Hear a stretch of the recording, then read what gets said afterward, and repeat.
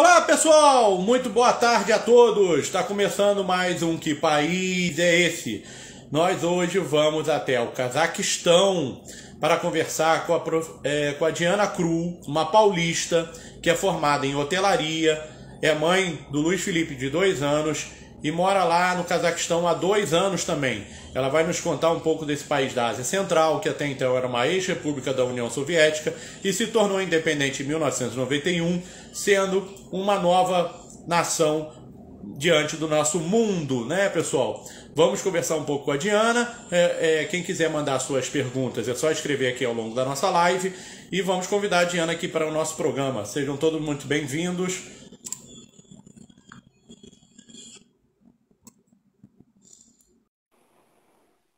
A Diana está chegando aqui já na nossa live. Sinal. Olá, Diana! Boa tarde! Boa noite aí no Cazaquistão. Tudo bom? Já tá me ouvindo bem? Estou te ouvindo bem. Tá. Seja muito bem-vindo ao nosso canal. Te Eu, agradeço aí por ter aceito o nosso convite. É um prazer aqui falar sobre o Cazaquistão, né? eu que agradeço o convite. E eu ia comentar que você tem uma energia muito boa, né? Eu tava assistindo as suas lives. É tipo profissional. Estamos numa vibe assim muito boa. Que bom, que bom. Vamos lá. Mas me conta, começa me contando em que momento aparece esse país tão diferente do nosso, que é o Cazaquistão, que até então pertencia à União Soviética. Em que momento aparece o Cazaquistão na vida da Diana? Na verdade, assim, a gente brinca que o Cazaquistão que escolheu a gente, né? Então, como você comentou, eu trabalhei a vida inteira na hotelaria, no Brasil, sempre no Brasil, e o meu marido na aviação. Ele é piloto. E aqui no Brasil, a empresa que ele trabalhava estava passando por um momento de mudanças, de reestruturação. E ele sempre comentou de assim, voar fora, mas não naquele momento que a gente estava, né? Ele falava de voar fora mais para o futuro. E aí surgiu esse convite de ir para o Cazaquistão. A gente, na época, estava morando na Bahia. A gente tinha recentemente ido para a Bahia, de São Paulo para a Bahia. E aí ele chegou com essa notícia, ó, estamos indo para o Cazaquistão, vamos. Aí eu fui me informar onde ficava o Cazaquistão, porque nem eu sabia. E E como é aí que foi assim no início? eu larguei tudo e fomos. E como é que foi no início assim a adaptação, né? Porque talvez na época o seu filho era bebê ainda, né? Já que ele tem 2 anos, você tem 2 anos de Cazaquistão. Como é Ele, que foi ele, essa adaptação? você acabou de me dar um filho de 2 anos. Ele tem 14 agora, ele tinha 12 na época. Ah, Mas aí eu acho que essa idade que ele tava é até mais difícil do que se fosse pequenininho. Porque na escola é uma idade que já tem prova, já tem um vínculo com os amigos, né? Então, essa fase da pré-adolescência, eu acho que é mais difícil, assim, até o que eu vejo das mães de outros países também que foram para lá com os filhos pequenos, que já conseguem colocar numa escola local, a criança já consegue aprender o russo ou o cazaque, que são os 2 idiomas do país. Então, na idade que meu filho estava, ele tinha que estudar num colégio internacional para estudar inglês. E ele nem inglês ele tinha. Só que a gente viu que o inglês era mais fácil dele aprender do que o russo ou o cazaque, né? Então essa foi. barreira do idioma, assim, como é que foi? Você domina hoje o cazaque? Como é que é essa confusão deles falarem cazaque e russo, né? Ainda existe essa confusão no país? Como é que é essa barreira do idioma? É bem difícil. Primeiro porque é o alfabeto cirílico, né? Então já é um alfabeto totalmente diferente do nosso. Então, quando a gente chegou lá, que eu falei, Jesus, o C, que a vida inteira foi o C, para mim vai virar o S. O P vai virar o R. O B vai virar V. Então, assim, é uma loucura. Então, a gente tratou de começar a estudar. Eu fiz 9 aulas inicialmente para poder, assim, sobreviver. Mas toda a minha comunicação era mais em inglês, porque no colégio do meu filho era internacional e a gente se comunicava em inglês. A comunidade assim da aviação, todos que são de fora falam inglês. A primeira amiga que eu fiz lá foi uma americana. Depois, na sequência, foi a Cássia, que está até aqui aqui com a gente participando, que é uma brasileira italiana que também mora lá. Então, hoje eu não tenho, depois de 2 anos, eu não tenho o idioma fluente, eu me comunico, assim, o básico da sobrevivência. O cazaque se resume a 4 ou 5 palavras, apesar deles dizerem que o cazaque é mais fácil, eu não acho, eu acho o russo mais fácil do que o cazaque. Para nós, assim, a dicção, né, do cazaque sai muito da garganta. Então, para nós brasileiros, eu acho mais difícil. Então, eu falo assim, quem tem tempo de se preparar para uma mudança, para um país como esse, o ideal é já dar uma estudadinha para não chegar lá analfabeta como eu cheguei, né? Porque a gente chega sem conseguir ler, sem conseguir escrever, sem conseguir falar, nada. Eu tenho um amigo, Correge, que é sensacional, ele fala russo, né? Ele morou Sério? um ano na Rússia e fez o curso de russo, ele fala russo, né? Eu falei, fala russo, nossa senhora, Correge, meu Deus do céu. Mas vamos lá. E aí vocês chegam no Cazaquistão e logo de cara vem uma pandemia. Como é que foi enfrentar essa pandemia fora do Brasil? Como é que o Cazaquistão se comportou com essa pandemia? A vacinação deles correram bem? Como é que foi isso? Na verdade, assim, para nós marcou muito a pandemia, porque meu marido tinha vindo para o Brasil para fazer uma prova. E quando ele voltou, o avião que ele voltou para o Cazaquistão foi o primeiro caso de Covid no país. E aí ele teve que ficar hospitalizado, tipo, isolado, né? E eles procuraram todas as pessoas que estavam no voo quando foi diagnosticado, né? Essa primeira pessoa que estava infectada. E aí ele se isolou. Ele ia ficar 14 dias, mas ele fez todos os exames, fez uns acompanhamentos e conseguiram liberar ele, mais algumas pessoas antes. Mas nessa hora que a gente caiu a ficha, porque eu falava com as pessoas no Brasil, foi dia, acho que 16 ou 17 de março, isso. Foi bem no começo. E no Brasil, quando a gente conversava com as pessoas que lá já estava rolando o papo da pandemia, por estar próximo da China, as pessoas do Brasil até falavam assim, imagina, é boato, isso não vai chegar. E aí, quando meu marido se deparou com essa situação, a gente viveu, né, a realidade. E aí, quando ele falava aqui no hospital, ninguém fala inglês. Aí, por sorte, no quarto, por sorte, assim, né, no quarto que ele estava, tinha um casal de cazaques, mas que falavam inglês. Então, tudo que a enfermeira e o médico vinha para falar, ó, agora você tem que fazer tal exame, esse casal acabava dando um suporte para ele. Então, assim, nós chegamos em dezembro, que foi o pico do inverno, né?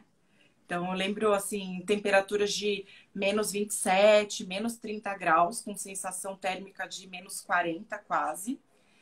E aí vem a pandemia, quando você fala assim, nossa, na hora que vai começar a diminuir o gelo para a gente começar a conhecer a cidade, veio o lockdown. E em Nur-Sultan, que é a capital, foi bem rígido assim no começo, o controle. A vacinação chegou lá mais ou menos como chegou no Brasil, no começo do ano. E aí, inicialmente, iam ser só para os cidadãos locais, professores, as pessoas da saúde, policial, o pessoal de linha de frente. Só que eles não queriam se vacinar. Era a Sputnik, a primeira vacina que chegou lá. A Cascovid, que é uma vacina local, como se fosse a mesma tecnologia da Sputnik. E as pessoas não queriam se vacinar. Primeiro, porque era como em todo lugar, todo mundo, né? Era uma vacina nova. Segundo, um vírus desconhecido, as pessoas não tinham certeza de nada. Terceiro, porque é um país muçulmano e lá no Cazaquistão em específico, eles estão crescendo, né, a população. É um país que é a maior expansão territorial, mas não tem uma população tão significativa. Então, É um país muito novo, né? Também, muito é um país novo. muito novo. Então as pessoas tinham aquele boato de não conseguir engravidar, de que poderia ficar, como é que fala? Infértil, né? E aí as pessoas não queriam vacinar. Aí eles abriram para os estrangeiros e eu fui logo na primeira leva de abril. Depois, como viram que as pessoas não estavam indo, o governo realmente obrigou. Ele colocou que as pessoas que não estivessem vacinadas perderiam uma série de benefícios por parte da empresa. Aí conseguiram dar uma acelerada grande, né? Na cidade que eu moro, em Xinquente, eles soltaram essa semana uma matéria comunicando que a cidade está 100% vacinada. É a terceira maior cidade do Cazaquistão, uma população mais ou menos de 1.200.000 pessoas.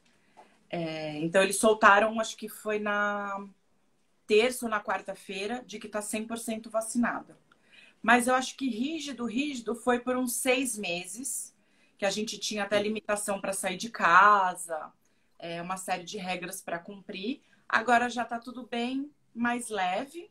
Tem os aplicativos de monitoramento nos lugares, né? Que você tem que estar com a corzinha para poder acessar, mas já não tem tanta gente usando máscara, só nos lugares fechados. Na cidade, já na rua, né? Em lugares abertos, já não vê. Mas no começo foi bem assustador, assim, de você... Eu pensava, meu Deus, se eu pegar... E eu peguei, né? Eu, meu marido e meu filho pegamos. Meu filho foi o primeiro a pegar. Ele pegou na escola. Logo depois que ele pegou, as escolas todas entraram em recesso, né? Foram para aula online. Depois eu peguei e eu acho que meu marido pegou de mim. Eu vou dar 2 alôs aqui que devem ser as suas amigas. A Bia Larza, que está falando da China. Da China, querida. E a Paola Teobaldo aqui, que também mandou coraçãozinho para você. Mas vamos lá. Aí o seu marido trabalha com pouso de avião, né? Com um piloto de avião. E a gente ouve muitas notícias de acidentes de avião nessa região. Você não ficou com medo, não? De tipo assim, pô, amor, a Cazaquistão tem um monte de acidente, né? A gente ouve muito acidente na Índia. Como é que é isso? É engraçado porque, assim, os cuidados são totalmente diferentes, né? Porque, pensa, Nur-Sultan mesmo foi considerada a segunda capital mais gelada do mundo. E a primeira vez que eu fui, e eu, apesar de ser esposa de piloto, eu tenho medo de avião. Eu não deixo de voar, mas eu tenho medo de avião. E aí eu ficava pensando, meu Deus, será que esse avião vai pousar? Vai parar? Mas aí você começa a ver todo o preparo, né, que tem da aeronave, os produtos que eles passam e o treinamento que eles têm é totalmente diferente. Apesar que o meu marido diz, eu não posso falar, né, que eu não sou piloto, mas diz que o período de verão no Brasil é mais complicado do que em neve. Dizem que os pilotos preferem voar mais em tempo gelado do que em tempos de calor, né? Tem um tio que ele é controlador de voo. E nós brasileiros temos Congonhas e Santos Dumont, né? Então, Congonhas, pelo amor de Deus, né? Você pousa no meio da cidade. Eu já remeti em Congonhas. Temos Congonhas e Santos Dumont. Eu falo pro meu marido, ele trabalhou bastante tempo na ponte aérea no Brasil. Então, quem pousa no Santos Dumont, acho que pousa em qualquer lugar. No Santos Dumont, eu já falei, piloto, acabou a pista, cara. Freia aí. Você vê assim, o mar, a pista e o morro, né? Você fala assim, ou cai no mar ou bate no morro. Mas vamos falar aqui também um pouco de perguntas que sempre chegam. Como é que está sendo ser mãe no Cazaquistão e como é que é a parte de educação no Cazaquistão? A Paola está te perguntando isso, como é que foi a adaptação do Luiz Felipe no Cazaquistão, a educação, né? A gente sempre teve essa barreira, o pessoal da Bélgica falou, a escola é em holandês, mas a gente fala inglês, e como é que é isso?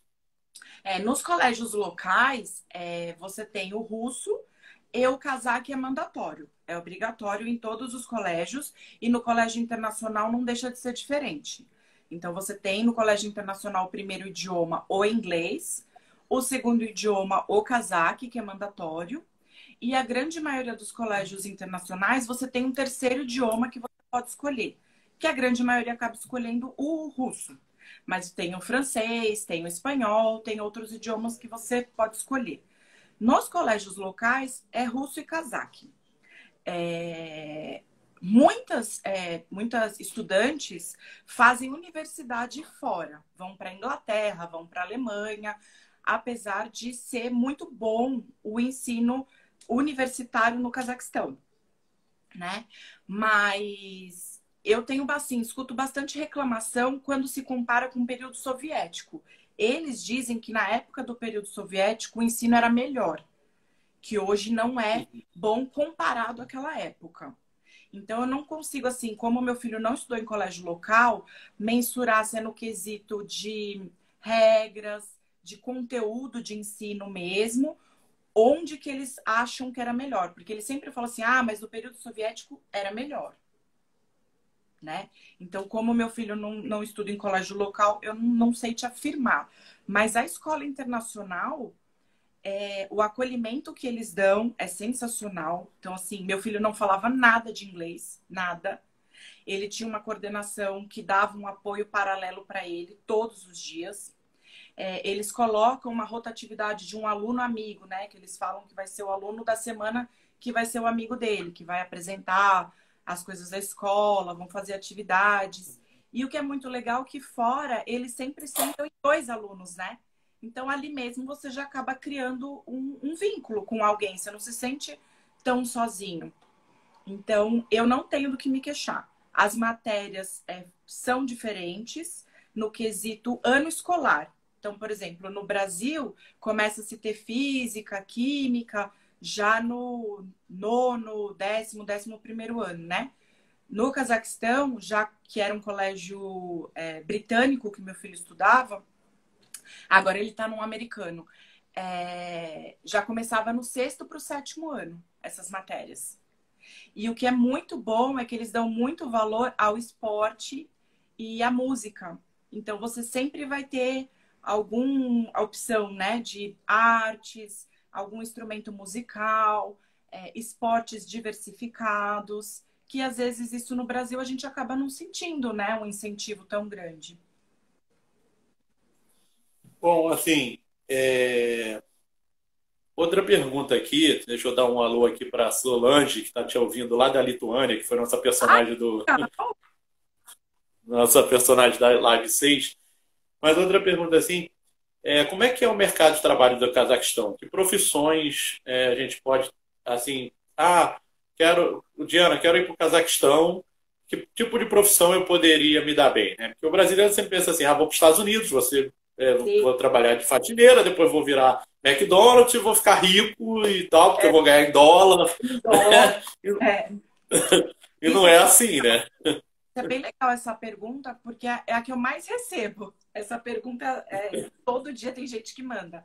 Então, assim, o principal setor que fomenta a economia do Cazaquistão hoje é petróleo, gás, mineração. Tem bastante mercado para estrangeiros. Então, assim, você não precisa ter necessariamente o russo ou o cazaque. Com o inglês, você consegue uma colocação boa. Já ouvi dizer que algumas empresas não pagam tão bem comparado com esse setor no Brasil. Então, que existe, às vezes, a mesma função, mas que existe uma diferença salarial. Mas que as oportunidades no Cazaquistão acabam sendo maiores para você crescer e desenvolver dentro da empresa.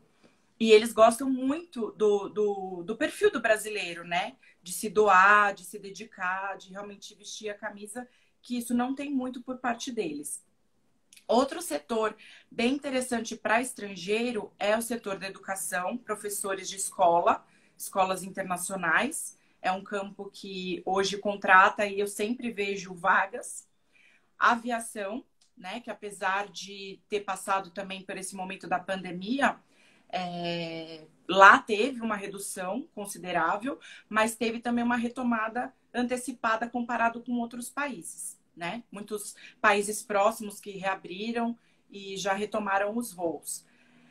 E o pessoal do futebol, né? Que daí é um setor muito específico, né?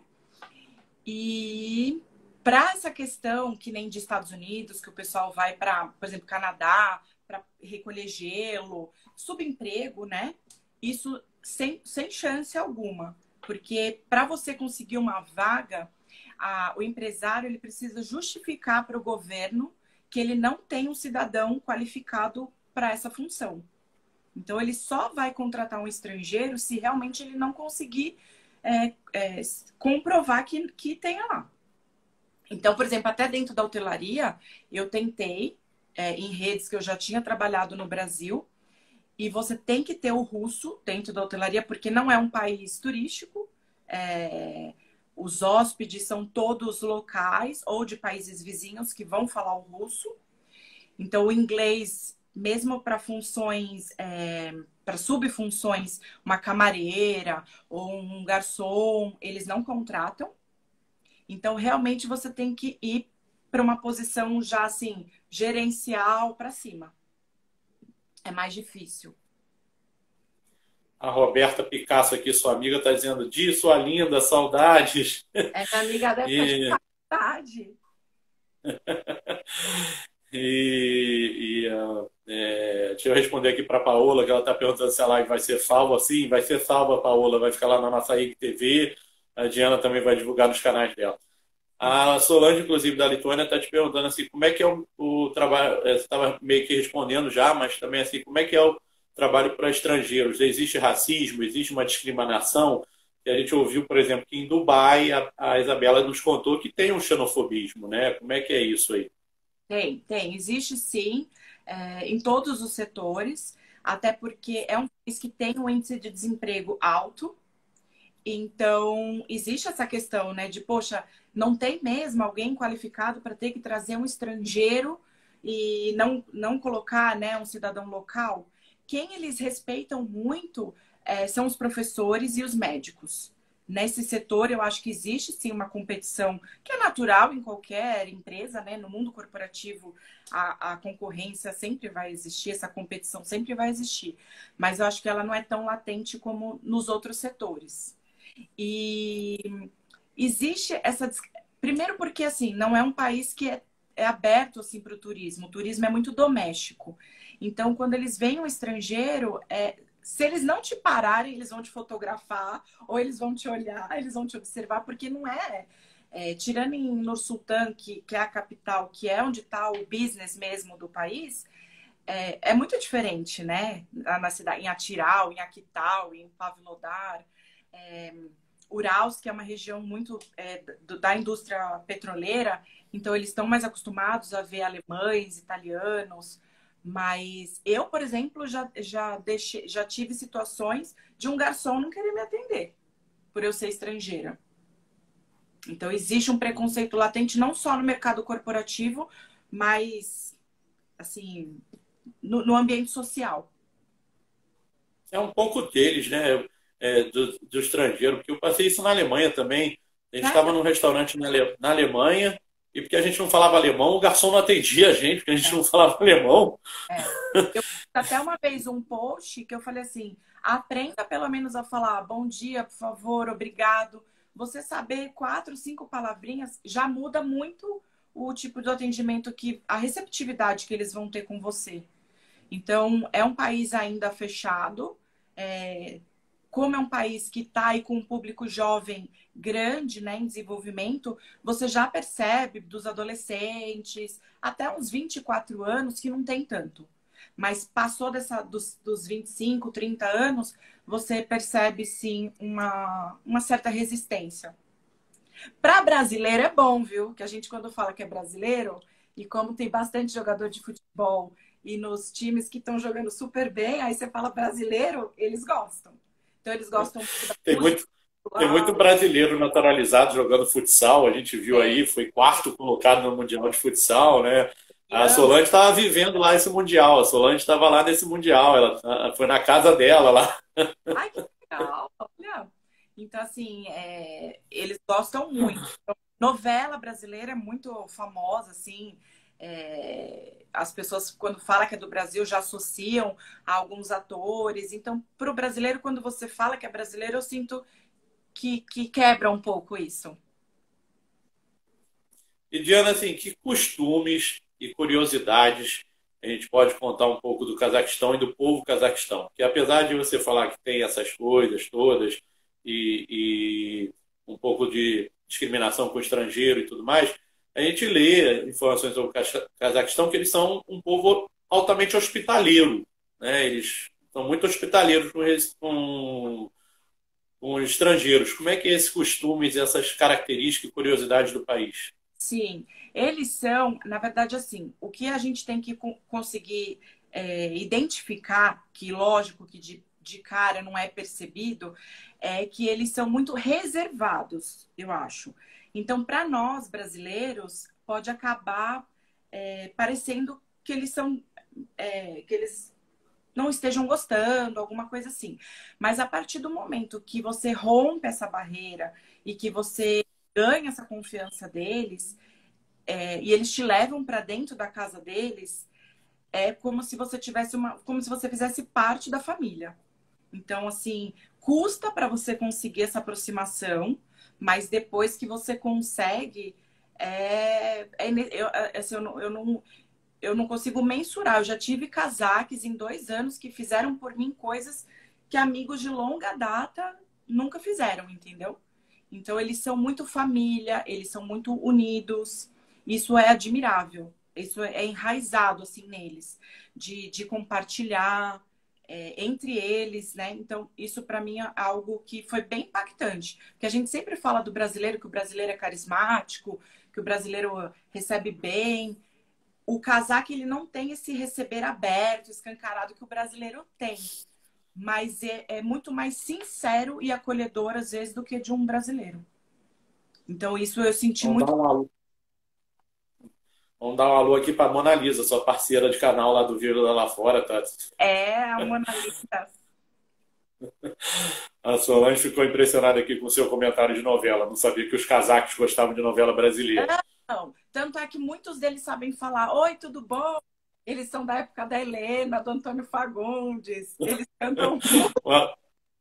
Manuel Carlos. Aqui a Dani é brasileira, mora por muito mais tempo que eu, é casada com um casaque e ela tem total propriedade para falar se eu tô falando a verdade ou não aí.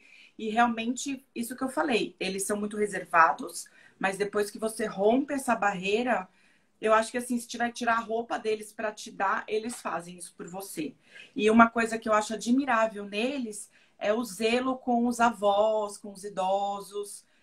Eles são muito atenciosos. É, Muitas vezes eles pedem a opinião de um idoso. Então, isso ainda é muito presente também na cultura cazaque. Então vamos falar um pouco também assim, de perrengues, de coisas difíceis, porque você falou que você está num país que a capital é a segunda mais gelada do mundo, só fica atrás da Mongólia. Como é que é esse clima? Tudo que a gente busca de imagens do Cazaquistão é só a montanha com neve, aquela pista de gelo que eles têm lá, enfiado no Monte Tegre. Como é que é esse frio, assim? Astana, eu acho assim, mais gelado, porque diferente de Almaty, que tem as montanhas, em Astana não tem. Então, venta muito. Eu acho que o que mais faz a gente sentir é o vento. Aquele vento que parece que vai cortar a gente, né? Então, eu falo que até -15 é o pior, porque normalmente a umidade tá mais alta. Passou de -15 é seco, então dá para você suportar mais se não tiver esse vento cortante, né? Mas tirando o idioma, foi o meu segundo maior desafio. E até porque na época eu estava morando na Bahia, em dezembro no verão, né? Então eu saí do Poxa. verão para o inverno extremo. Então foi bem importante. Mas é diferente do que no Brasil, em alguns lugares da Europa, os lugares são todos muito bem preparados, né? Você chega a sentir calor dentro dos lugares. Dentro do carro, dentro do shopping, dentro dos restaurantes. Então, o choque maior é se você, de fato, ficar na rua e ficar andando. Agora, se você entrar no carro e do ponto A para o ponto B, é tranquilo. O mais nervoso mesmo, mais crítico, é de ficar na rua. Aí você começa a deixar de sentir os dedinhos da mão, dedinho do pé, ponta de nariz. Porque é muito frio mesmo. Muito... E aí, vamos falar um pouco também assim dessa culinária tão diferente. Usei suas imagens lá, você diz que as 3 refeições cazaques são praticamente um banquete, né? Tem aquele pãozinho que vem enrolado na carne, sempre vem aquele pãozinho. muita salada, o macarrão. Como é que é isso assim? Porque dizem que Almaty é a terra da maçã, né? E como é que é essa culinária deles aí? Tanto é que o nome Almaty significa a terra da maçã. E são mais de 100 tipos de maçãs que você encontra no país e baratas. Então, fruta baratas, tirando banana, mexerica, é a maçã e uma variedade enorme, né? E a primeira maçã no mundo foi encontrada em Almaty. E eu brinco que eu queria ter a genética deles, porque o que eles comem, eles são tudo magro. Porque eu só fiz engordar. Então, é uma culinária muito boa, cheirosa, muito tempero. Tem muitas coisas semelhantes a nós, diversidade de arroz, de grãos, mas eu acho que o mais diferente mesmo são os leites, né? Que tem o leite de égua e o leite de camela, que eu não posso falar como que é, porque eu não tomo nem o leite de vaca normal, então eu não tomei para poder falar se é bom ou não, mas dizem que é mais gordurento, assim, mais encorpado. E a carne de cavalo que eu comi, que tem o prato principal, né, que é o bicho parmaque, que chama 5 dedos, que se come com as mãos. Hoje não mais, né, só os mais tradicionais que acabam comendo. E hoje também já tem com carne normal, com frango, até frutos do mar. Uma amiga minha local disse que já fez para alguns visitantes. E é muito bom. Salame de cavalo. Então, assim, o pessoal às vezes fala, cavalo, mas pelo animal, né? Porque a gente tem uma relação, nós brasileiros, uma relação diferente com o cavalo.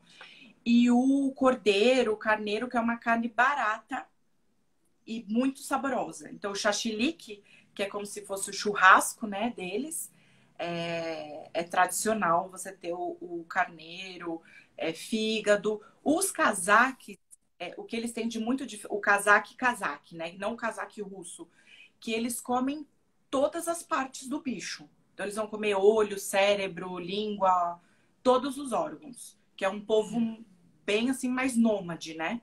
Então, eles aproveitam tudo, principalmente as famílias mais tradicionais. Os russos já não. Eles já comem mais as partes associadas ao que o brasileiro come. O que difere também é que nós brasileiros que damos nomes para as partes das carnes, né? E que lá para eles tudo é bife. Você quer, tipo, a maminha é bife, você quer a alcatra é bife, tudo é bife. Mas A Dani, boa. a Daniele Nursa aqui está até comentando com você, brincando que é muito cordeiro essa culinária e dizendo que esse leite aí é de cavalo também, né? O leite fermentado de cavalo. E tem uma bebida também que eles fazem fermentada do pão, que é como se fosse um... Eles dizem que é como se fosse o guaraná para o brasileiro, assim, um suco. Mas eu não consegui tomar, assim, como se você tomasse no copo um suco ou um refrigerante. Ele é adocicado na hora que você põe na boca, só que ele dá um amargo, assim, no final. Então, pro meu paladar, ele é forte. Não é ruim de comer, de beber, mas ele é forte. Isso da comida ser apimentada, por conta do muçulmano, né? Então tem muito essa mentalidade da comida apimentada, mas tudo tem a opção de você comer com e sem. Eu que não como pimenta, nunca passei nenhum perrengue de comer e falar, nossa, tô morrendo aqui. Dá para comer tranquilo. Eles têm... Que é a cevada, o mel e trigo, que é essa bebida que a Dani gosta. Eles também têm um negócio assim que você está falando que eles comem um pouco daquele pilaf, né? Que é parecido da Índia, aquele arroz todo cheio de coisa, né? Sim. É meio tailandês aquilo, né? Sim. Ele é bem tradicional no Uzbequistão, né? Na Rússia tem também. Em Chimkent, onde eu moro agora, tudo eles falam que é do Uzbequistão. Eles falam pilaf é uzbek. E muda, às vezes, uma carne ou outra. Mas é um arroz que vem grão de bico, só que ele é bem oleoso. Quem não gosta, assim, de comida... Porque ele é frito, né? No óleo mesmo, assim. E aí vem pimentão, vem bastante especiarias. É bem gostoso mesmo. Assim, daqui é meu prato favorito. Vamos falar um pouco também, assim, você falou do mercado de trabalho. Como é que é o custo de vida no Cazaquistão? É um custo de vida alto ou é um custo de vida, assim, para o padrão brasileiro, em comparação ao padrão brasileiro, é um custo de vida ideal? Eu acho sempre difícil falar de custo de vida, porque eu acho que é muito pessoal, né? O estilo de vida que a pessoa vai levar. Dentro da minha realidade, o que eu acho muito caro no Cazaquistão, colégio internacional, então que você vai pagar uma média aí de 1.200 euros por mês. E para nós, estrangeiros, você sempre tem que antecipar o primeiro ano. Você tem que pagar à vista o primeiro ano. No segundo ano, você consegue fazer como se fosse uma declaração de dívida, como se fosse num cartório, e aí você consegue pagar mês a mês. Então, principalmente, eu só tenho um filho, mas eu escutava muito dos estrangeiros que tinham dois filhos, que ia comprometer boa fatia, né, do orçamento só com isso. E aí mais alimentação que você também paga à parte. Então eu acho caro, né? Coisa que vai dar aí quase 8.000, 7.000 reais por mês. Então é puxado. Aluguel eu acho caro. E para estrangeiro, principalmente, existe uma diferença quando um local negocia para você e quando um estrangeiro negocia. E especificamente em algumas regiões que os estrangeiros acabam ficando, né? Por conta de facilidade e tal. Então, eu acho que é a segunda coisa que pesa. E o terceiro item que eu acho que pesa muito é fruta. Comer fruta. Então, você vai pagar 20 reais uma manga. Se você quiser comer avocado. Então, tem algumas frutas, porque tudo vem de fora, né? Então, acaba sendo puxado. Os pratos locais são baratos. Então, por exemplo, num pilaf que você vai dividir para duas pessoas, você consegue pagar convertendo como se fosse uns 10 reais. Então, os pratos locais você vai conseguir economizar. E se você cozinhar em casa, você vai conseguir comprar coisas boas e dar uma equilibrada no orçamento. O transporte público é barato e é bom, muito bom. É organizado, é limpo. Mas o que? Como se fosse o Uber, né, no Brasil, que é o Yandex e o Didi lá. De cidade para cidade muda, às vezes, uma coisa em outra, mas é barato. Muita gente me pergunta se vale a pena comprar um carro. Vale a pena. O preço até que é parecido com o Brasil. A diferença vai estar um pouco nos impostos. Mas eu falo, compra se você tiver já um pouco do domínio do idioma. Porque eles dirigem igual uns loucos. E se você tiver alguma situação de batida, tudo, às vezes você vai ficar meio numa situação que você não consiga se desenrolar. Mas eu acho que roupa, eletrônico é barato, computador, é, eletrodoméstico, televisão, essas coisas é bem mais barato que no Brasil. E você já morou nas chamado Triângulo aí, as três cidades mais famosas do Cazaquistão, que é Almaty, Astana, Shinken. é, e Chikente. Que passeios turísticos você recomenda que a gente possa fazer no Cazaquistão? Ó, Almaty é a minha cidade favorita, né? Então eu sou suspeita. A Dani que tá aqui pode até complementar também se tiver outros lugares. Mas que nem você colocou a catedral, que é maravilhosa para fotos, dentro dela e até para você fazer a diferenciação do católico ortodoxo, né, com o catolicismo comum aqui para o brasileiro.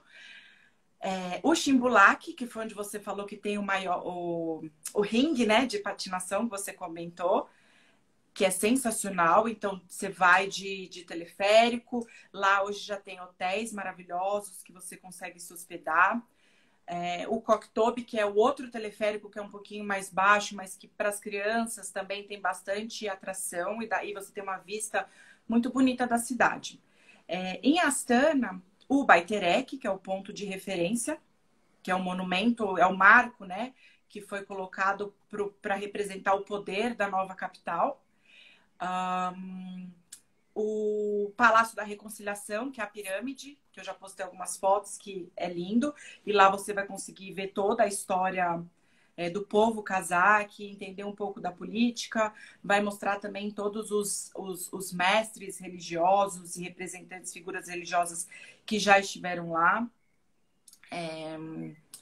Tem muito museu nacional, a Biblioteca Nacional, o Expo, que é a Cidade do Futuro, né? Que fala sobre energia solar, que é uma bolona, assim, que é um lugar maravilhoso também para bater foto. Aí a Dani ajudando ao Medeu e si, que é tudo lá em Almaty.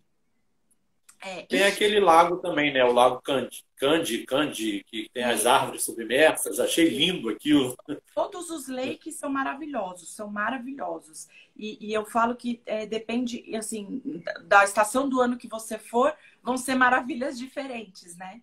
Então, as duas situações, os dois cenários, independente do período que você for, não tem como você não se encantar. Da mesma forma que tem o Boravói, para o lado de Astana. Em Chimkent já é um lugar mais natureza. Então, você vai estar mais em contato com cachoeiras, com o contato natureza mesmo. Não tem tantas atrações e museus, existem, mas são menores. Alguns você nem vai ter inglês para você poder ler um pouco, ou o guia, né, que possa te acompanhar. Então, vai ser mais um contato com a natureza em Chimkent. E aí você já está de vida da questão, né? Em 1 horinha de carro, você já pula para o lado de lá. A gente falou aqui do ringue de patinação, a Solange está falando que eles patinam nos lagos congelados. Mas eu acho que é um ringue de patinação que tem lá no Monte Tegre, né? Esse ringue é o mais alto, aí lá é um ringue mesmo. Mas existem os lagos, sim, inclusive patinam. E em Astana, inclusive, tem um determinado período, se eu não me engano, é final de fevereiro, que fazem corridas com carro, com os carros em cima. E é sensacional, assim, porque você fala, ai meu Deus, vai estourar. E é bem legal também, como se fosse um autódromo, né? Só que em cima do lago. Diana, vamos comentar também um pouco, assim, que eu tive muita dificuldade de encontrar uma música que ilustrasse o nosso vídeo de apresentação. Eu acabei até botando uma música do vídeo do cazaque. Como é que é a música cazaque? Assim, tem um cantor que eu não sei nem falar o nome dele, porque ele está todo em russo, o nome dele, que ele tem música. Acho que é tem um de Machi e tem um outro. Não é o de Machi, é o outro. E ele tem músicas liberadas no YouTube, sem direitos autorais. Como é que é essa música cazaque, já que a gente vem do Brasil, que é música popular brasileira, né? Como é que é essa música do cazaque? Eles têm um instrumento deles que chama o dombra, que é como se fosse um violão com apenas 2 cordas. E é sensacional, assim, você fica chocado com que só 2 cordas conseguem fazer. Então, desde criança, assim, pequenininha, muitos deles já aprendem a tocar. É muito bonito mesmo. O Dimash, que é a febre do momento, né? Que foi... Ele abriu muito mais quando ele ganhou, como se fosse o... aquele que tem no Brasil também, de cantores... gente, esqueci o nome daquele programa que eles vão cantar e vira a cadeira. The Voice. Isso, tem um desse no Cazaquistão e que, assim, é bomba. Eles amam assistir. Ele estourou lá, depois ele foi para a Coreia. E aí foi onde deu o boom mesmo dele, abriu a Europa. E para você ter noção, hoje no Brasil existem 2 fã-clubes, mais de 1000 fãs no Brasil dele. E ele é o único cantor que consegue atingir, acho que até a 8ª nota. É um negócio assim que é raríssimo. E esse menino tem acho que 22, 24 anos. Ele consegue. É fantástico. Então, quem nunca viu, vale a pena porque você é de arrepiar. O que ele faz com a voz dele em um show. E eu acho que o dombra é o principal instrumento, assim, que também vale a pena dar uma pesquisada e procurar os sons que esse instrumento faz. No aeroporto tem bastante gente que acaba comprando desde pequenininhas, assim, para lembranças, né? Mas vende ela grande. Acho que só tem que custar para aprender a tocar. Mas é maravilhoso. E como eu falei, na escola, desde pequenos, eles têm um estímulo muito grande para música. Então, muitas crianças tocam piano, tocam violino, cantam. Tem o ópera, né, em Astana, tem também Almaty, mas que é muito incentivado, é muito barato para assistir uma ópera, um balé, é muito coisa assim que com 15, 20 reais, se você converter, você consegue assistir um espetáculo maravilhoso. Então, eles têm um incentivo muito alto para esse meio artístico. E eles curtem a música brasileira? Nossa, em Xinquente, então, tem cantor brasileiro que nem eu conhecia. Tem uma cantora que agora o nome dela de Natal, que ela bomba aqui em Xinquente. O tempo todo ela tá tocando, tá tocando, tá tocando. E samba, e música boa, não é tipo assim, música de modinha. Música, música popular brasileira. Então, escuta Djavan, músicas realmente que eles conhecem. Então, quando fala de Brasil, eu fico até feliz que não acham que a capital é Buenos Aires, eles sabem do Rio de Janeiro e São Paulo, principalmente. Conhece muito Paulo Coelho. Paulo Coelho esteve há uns anos atrás fazendo autógrafos e divulgando os livros dele em Almaty.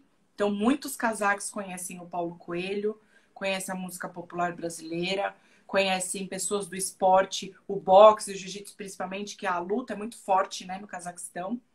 Eles conhecem nomes do futebol, desde Pelé, Romário, Rinaldo, pessoas que às vezes eles falam que nem eu lembrava, assim, eles conhecem. Você falou aí que eles são fascinados por futebol. Como é que é o esporte deles assim? A gente vê que o futsal está crescendo, que apareceu no Mundial de Futsal. A seleção ainda nacional de futebol ainda não briga muito ainda pelas eliminatórias da Ásia, né? Mas, na verdade, eles jogam até a eliminatória europeia, né? Eles perderam agora da Bósnia, de 2-0 o último jogo. É. Eles jogam para cima, eles jogam a europeia, eles não jogam para baixo, para a Ásia. Seria mais fácil, né? A questão. E como é que eles são assim no esporte? Porque a gente vê na Olimpíada judô, luta olímpica, boxe, né? A gente vê os cazaques muito pelo lado da luta. E como é que eles são assim no esporte? A fascinação deles pelo esporte. Sim, tem o tênis, é bem presente. Em Xinquente eu vi muito mais, talvez por conta até do clima. O hóquei, com certeza, é um dos favoritos. E eu falo, assistir um jogo de hóquei é algo que eu super recomendo, que é como se fosse ir, tipo, para um jogo. Eu que sou de São Paulo, vou falar do Corinthians, apesar de eu não ser corintiana, mas eu imagino que quando eu fui assistir um jogo de hóquei, eu me visualizei, tipo, no Itaquerão. Porque tem aquelas meninas dançando, tem mascote, é muito legal. O boxe realmente é muito forte, o Muay Thai. O que eu não vi muito é natação. Esses esportes existem, a gente viu até nas Olimpíadas, mas eu não vejo tanto falar deles, né? Muito salto, levantamento de peso, isso tem também bastante, bastante, inclusive feminino. E tem o futebol feminino também bem forte, viu? Aqui no Cazaquistão. Direto em Xinquente eu encontro as meninas do futsal. Eles não são assim muito fortes em ginástica, né? A Rússia, Bielorrússia, Rússia, forte em ginástica. Eles Principalmente não entram nessa. a artística não tem, que a gente vê muito na Rússia, nesses países, mas no Cazaquistão não. Bom, Diana, foi ótimo o nosso papo sobre o Cazaquistão. Estamos chegando ao final da nossa live. Agradeço a todos que participaram e assistiram a nossa live. Ela vai ficar gravada aqui no nosso IGTV para vocês assistirem novamente. E te faço uma última pergunta. O que você tem mais saudade do Brasil? O pão francês, o pão na chapa. Uma média aí, um pau na chapa? Nossa, isso aí não existe, não existe. Então, quando chega no Brasil, a primeira coisa é comer um pão na chapa ou um misto quente. E feijoada, né? Feijoada também não tem. Mas são as coisas que eu mais sinto falta.